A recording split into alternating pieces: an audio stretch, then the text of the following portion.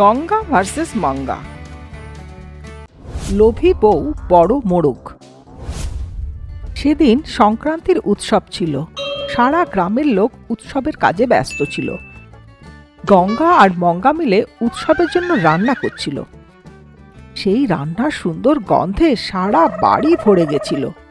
এই গন্ধে Munger magical ল্যাম্পের ভিতরে শুয়ে থাকা জিনের ঘুম ভাঙে, আর ও বাইরে বেরিয়ে বলে, আরে বাহ, কি সুগন্ধ! এই সংক্রান্তির উৎসবে তো এই খাবারের সুগন্ধে তো পুরো গ্রাম ভরে গেছে। কেউ আমাকে দেখছে না তো? এই ভেবে ও এদিক ওদিক দেখে চুরি করে খাবারগুলো খেতে থাকে। তখন ওখানে মঙ্গা এসে জিনিকে খাবার খেতে দেখে ফেলে, আর মনে মনে ভাবে, উফ জিনি, কোনো কাজ ঠিক মতন করিস না, কিন্তু আমি এত কষ্টে রান্না করেছি, সেগুলো তুই খেয়ে নিচ্ছিস। দাঁড়া, তোকে মজা দেখাচ্ছি। এই ভেবে মঙ্গা গঙ্গার গলা নকল করে বলে, কি করছিস তুই? এই শুনেই জিনি ভয় পেয়ে যায় যে সত্যি সত্যি গঙ্গা এসে গেছে, আর দৌড়ে গিয়ে প্রদীপের মধ্যে ঢুকে পড়ে। এই দেখে মঙ্গা খুব হাসে।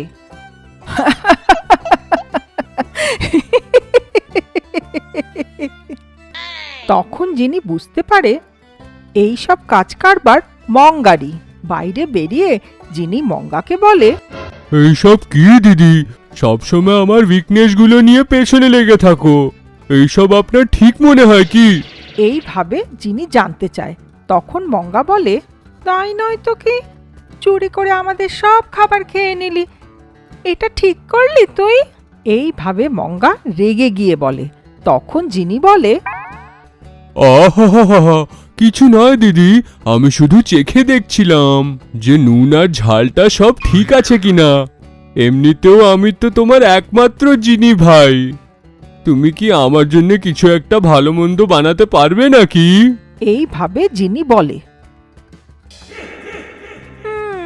আমিও তো তোমার একমাত্র দিদি, তুমি আমার জন্য কোনো কাজের কাজ করতে পারো নাকি? এইভাবে মঙ্গাও যিনি ভাইকে বলে। তখন যিনি একটু চিন্তা করে বলে, ঠিক আছে দিদি, এইসব চলবে না। আমরা দুজনে না একটা ডিল করি। আমি তোমাকে পয়সা কামানোর খুব ভালো উপায় বলবো, আর তুমি আমার জন্য সুস্বাদু খাবার বানিও, ঠিক আছে? এইভাবে যিনি বলে। তখন মঙ্গা বলে, আচ্ছা ঠিক আছে তোর ডিল, আগে তো তুই আমায় আইডিয়াটা বল। এইভাবে গঙ্গা জিজ্ঞাসা করে, প্রতি বছর আমাদের গ্রামে সংক্রান্তির সময়তে লোকেরা মুরগিদের দাও প্যাচ খেলে। এই খেলা যারা খেলে, জেতা লোককে হেরে যাওয়া লোকটি পয়সা দেয়। তো এইবারে আমরা নিজের মোরগকে এইখানে পাঠাবো। হেরে যাওয়া লোকেদের কাছ থেকে আমরা অনেক পয়সা নিতে পারবো। এইভাবে যিনি বলে। এই কথা শোনার পর মঙ্গা কিছুক্ষণ চিন্তা করে, আইডিয়াটা তো খুব ভালো, কিন্তু আমাদের মোরগ জিতবে তো? এই শুনে যিনি তখনই মঙ্গাকে ঘরের বাইরে নিয়ে এসে দেখায়। সেখানে ও নিজের হাতে জাদু করে, আর সেই জাদুতে ওখানে একটা বড় মোরগ চলে আসে। এই দেখে মঙ্গা অবাক হয়ে যায়। তখন যিনি ওই বড় মোরগ দেখিয়ে বলে, এখন বলো দিদি, এই মোরগের সঙ্গে কেউ হারতে পারবে না শুধু জিততে পারবে?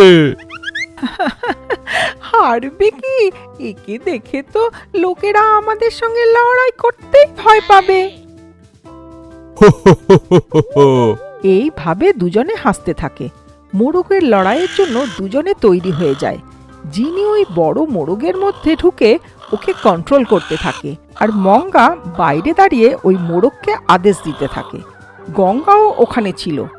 যেরকম মঙ্গা আর যিনি ভেবেছিল, অনেক মোরগ ওই বড় মোরগ দেখে ভয়ে পালিয়ে যায়, আর কিছু হেরে যায়, আর কিছু লোক তো না খেলে ভয়ের চোটে মোরগ দেখে টাকা দিয়ে নিজেই হার মেনে নেয়। এইভাবে মঙ্গা অনেক টাকা রোজগার করতে থাকে। এইসব চুপচাপ দেখতে থাকা গঙ্গার সন্দেহ হয়। গঙ্গা নিজে জাদু করে ওই মোরগকে ভালো করে দেখে। তখনও বুঝতে পারে ওই মোরগের ভেতরে যিনি বসে আছে, আর ও সব কথা বুঝতে পেরে যায় যে এরা দুজনে কি প্ল্যান করেছে। তখন গঙ্গা নিজের মনে ভাবে, ও আচ্ছা, তাহলে জিনি আর আমার বৌমা মিলে লোকেদের ঠকিয়ে টাকা রোজগার করছে। এদের দুজনকে তো শিক্ষা দিতেই হবে। এইভাবে নিজের মনে চিন্তা করে গঙ্গা সোজা জিনির কাছে গিয়ে জিনিকে ডাকে। কি করছিস তুই? এই বলে জিনিকে ডাকে। এটা শুনে জিনি মনে মনে ভাবে, হা, মনে হয় আবার মঙ্গা দিদি হবে। এই কথা মনে ভেবে বলে, কি দিদি, কতবার তুমি আমার মনের উইকনেস নিয়ে খেলবে? আপনার আর কোনো কাজ নেই নাকি? হ্যাঁ, এইভাবে জিনি বলে। জিনির কথা শুনে গঙ্গার আরো রাগ হয়ে যায়। কি রে, মাথা খারাপ হলো নাকি তোর? এই বলে গঙ্গা চেঁচিয়ে ওঠে। এই কথা শুনে জিনি পিছন ফুরে দেখে। ওখানে দাঁড়ানো গঙ্গাকে দেখে অবাক হয়ে যায়। আরে গঙ্গা বোন, আমাকে ক্ষমা করে দাও গঙ্গা বোন। আমি ভেবেছিলাম আপনার বৌমা মঙ্গা হবে। আমাকে ক্ষমা করে দিন, ক্ষমা করে দিন গঙ্গা বোন। এইভাবে কাঁদতে থাকে। জিনিকে কাঁদতে দেখে গঙ্গা বলে, কি হলো জিনি, আবার লোকেদের বোকা বানাতে বেরিয়েছিস? আমি তোকে এত বোঝাই, তাও বুঝিস না? আরে বড় বোন, আপনি অত রাগ করবেন না বড় বোন। আমি শুধু একটু সুস্বাদু খাবারের জন্যই লোভ করছিলাম। আমাকে ক্ষমা করে দিন দিদি। আপনি যা বলবেন আমি সেইটাই করব। এইভাবে জিনি বলে। তখন গঙ্গা বলে, এখনই যেন এই বড় মোড়কটা টুকরো টুকরো হয়ে যায়, সবাই যেন জানতে পারে এটা নকল মোড়ক, বুঝেছিস? এইভাবে গঙ্গা হুকুম দেয়। গঙ্গার হুকুম অনুযায়ী জিনি ওই বড় মোড়কটা টুকরো টুকরো করে দেয়। তারপর দৌড়ে গিয়ে ম্যাজিক ল্যাম্পে লুকিয়ে পড়ে। জায়েন্ট মোড়ক টুকরো হয়ে যেতেই ওই লোকেরা বুঝতে পারে এটা নকল মোড়ক। তখন সবাই নিজেদের বোকামির জন্য রেগে যায়। সবাই মিলে গঙ্গার উপর রেগে যায় আর ওকে মারতে আসে। তখন গঙ্গা এসে তাদের বুঝিয়ে সুজিয়ে টাকা ফেরত দিয়ে তাদের ঘরে পাঠিয়ে দেয়। এই দেখে মঙ্গা নিজেকে বাঁচানোর জন্য বলে, থ্যাংক ইউ শাশুড়ি মা, সময় মতন এসে আপনি আমায় বাঁচিয়ে দিলেন। এইভাবে বলে, কিন্তু মনে মনে, ছি, এইসব জিনিস জন্যই হলো, আমি ওকে ছাড়বো না। এই কথা ভেবে জিনির কাছে পৌঁছায়। জিনি ভয়ের চোটে কাঁপছিল আর ল্যাম্পের মধ্যেই লুকিয়েছিল। সব গন্ডগোল করে ল্যাম্পে গিয়ে লুকিয়ে আছিস? চল বেরিয়ে আয়, আজ আমি তোকে ছাড়বো না। এইভাবে মঙ্গাকে বলে। তখন জিনি সব কথা মঙ্গাকে বোঝায়। জিনির কথা শুনে মঙ্গা সব বুঝতে পারে। তখনও মনে মনে ভাবে, হ্যাঁ, এই পুরো প্ল্যান আপনার ছিল শাশুড়ি মা। তার উপর কিচ্ছু জানি না ভান করে আমাকে বাঁচানোর নাটক করলেন। একদিন আপনাকে ঠিক দেখে নেব। এইভাবে মনে ভাবে। একদিন গঙ্গার বাড়ি গঙ্গার বোনের মেয়ে মিনা আসে। মিনা এসেই গঙ্গার গলা জড়িয়ে ধরে বলে, অনেক ধন্যবাদ মাসিমণি, তোমার দেওয়া ম্যাজিক্যাল শ্যাম্পুর জন্যই আমি মাথার চুল ফিরে পেলাম। অনেক অনেক ধন্যবাদ, আমি টাক মাথা নিয়ে বাইরেই বেরোতে পারছিলাম না। এইভাবে ও খুশি হয়ে গঙ্গাকে বলে। তাই শুনে গঙ্গা বলে, কেন রে, আমি কি বাইরের লোক? আমাকে ধন্যবাদ বলছিস? তুই আমার মেয়ের মতন, তোর জন্য আমি এতটুকু করতে পারবো না? এই সব কথা দরজার পিছনে দাঁড়িয়ে চুপ করে মঙ্গা শুনছিল আর মনে মনে ভাবে, কি, এটা মিনা? এক সপ্তাহ আগে তো একদম টাকলে ছিল, এখন এত চুল কি করে হয়ে গেল? মনে হচ্ছে শাশুড়ি মার দেওয়া ম্যাজিক্যাল শ্যাম্পু খুব কাজে এসেছে। শ্যাম্পুর কথা গ্রামের লোক জানতে পারলে আরো ভিড় করে শ্যাম্পু কিনতে চলে আসবে। এইভাবে ও মনে ভাবতে থাকে। কিছুক্ষণ পর মঙ্গার মাথাতে একটা আইডিয়া আসে। মঙ্গা চিন্তা করতে থাকে, আমাদের গ্রামের অর্ধেক লোকের তো মাথায় টাক। আমি যদি এই ম্যাজিক্যাল শ্যাম্পু বিক্রি করি তাহলে অনেক রোজগার করতে পারবো। আগে গিয়ে সুজাতাকে একটু স্যাম্পল দিয়ে আসি। ওই সারা গ্রামের শ্যাম্পুর সম্বন্ধে প্রচার করে দেবে। বাহ বাহ মঙ্গা, তোর কি বুদ্ধি! এই ভেবে মঙ্গা চুপচাপ গঙ্গার বাক্স থেকে ওই ম্যাজিক্যাল শ্যাম্পু চুরি করে তার থেকে একটু বার করে সুজাতার কাছে যায়। সুজাতা ঘরে বসে কিছু ভাবছিল। সেই সময় মঙ্গা সুজাতার কাছে গিয়ে বলে, কি রে সুজাতা, কি হয়েছে, এত কি চিন্তা করছিস?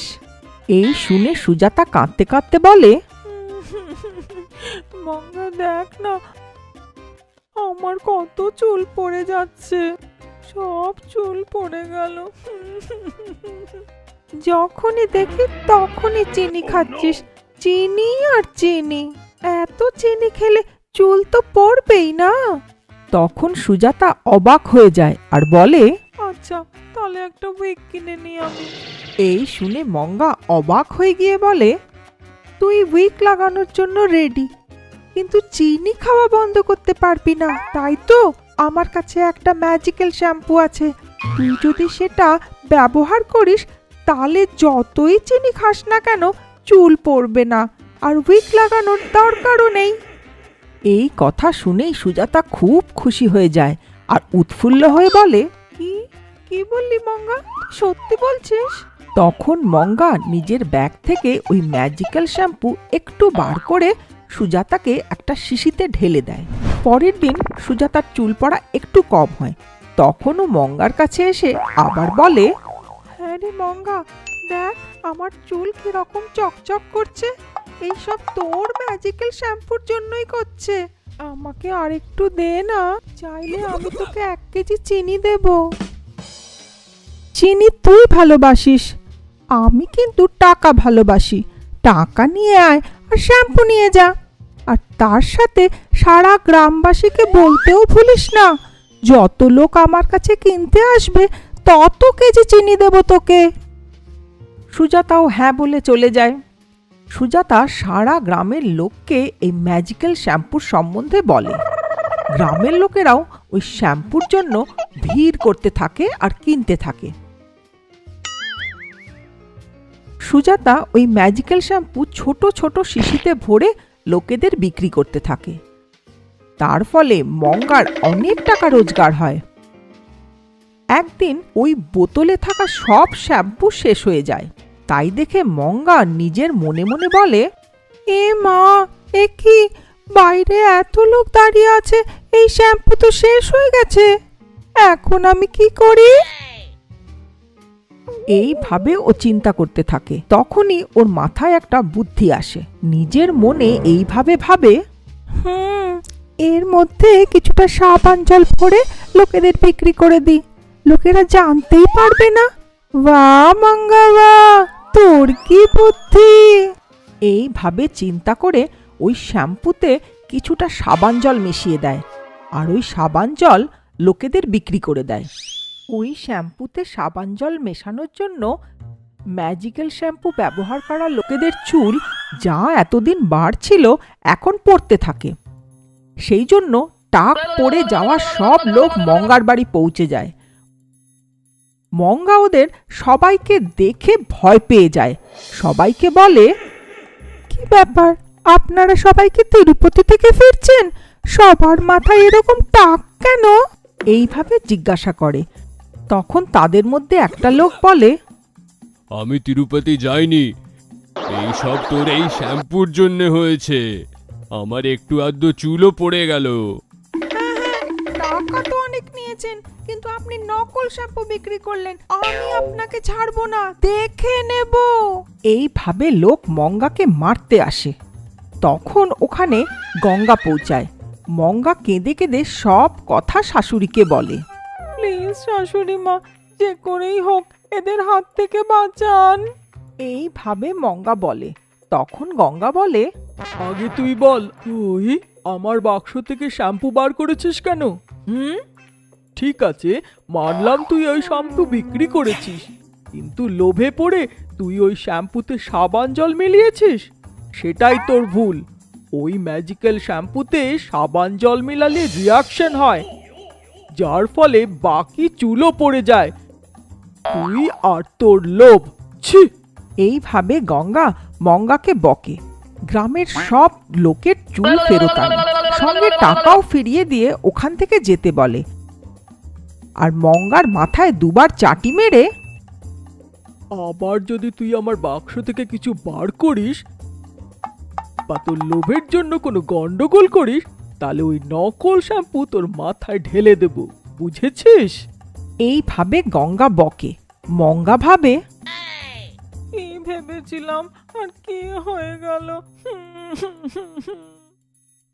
তখন সুজাতা ওখানে পৌঁছে গঙ্গাকে কাঁদতে দেখে বলে, এই মঙ্গা, তুই বলেছিলি না আমি যত লোককে বলবো তত কেজি চিনি দিবি? এইভাবে ও খুব সরলভাবে বলে।